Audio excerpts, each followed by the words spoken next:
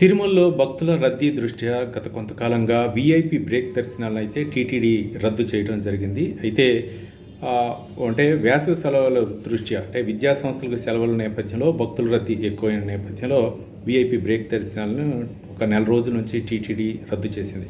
ఇక తెలంగాణ, ఆంధ్రప్రదేశ్ రాష్ట్రాలకు చెందినటువంటి ఎంపీలు, ఎమ్మెల్సీలు, ఎమ్మెల్యేలు సిఫార్సు లేఖలను రద్దు చేయడం జరిగింది. ఇక వేసవి సెలవులో ముగియనుండటం, మరోపక్క భక్తుల రద్దీ కూడా తగ్గడంతో టీటీడీ అయితే మాత్రం మళ్ళీ వీఐపీ బ్రేక్ దర్శనాలకు అనుమతిస్తూ ఉత్తర్వులు జారీ చేసింది. అయితే శుక్ర, శనివారాలు సెలవు రోజులు, ఆదివారం కూడా సెలవు రోజు కావడంతో కంటిన్యూగా ఇక వీఐపీ బ్రేక్ దర్శనాలకు అనుమతిస్తూ టీటీడీ ఉత్తర్వులు జారీ చేయడం జరిగింది. ఇటుపక్క తెలంగాణ, ఆంధ్రప్రదేశ్ రాష్ట్రాలకు చెందిన ఎంపీ, ఎమ్మెల్సీ, ఎమ్మెల్యేల సిఫార్సు లేఖలకు అనుమతిస్తూ ఉత్తర్వులు జారీ చేసింది. ఇది టీటీడీ భక్తులకి ఒక గుడ్ న్యూస్గా చెప్పవచ్చు.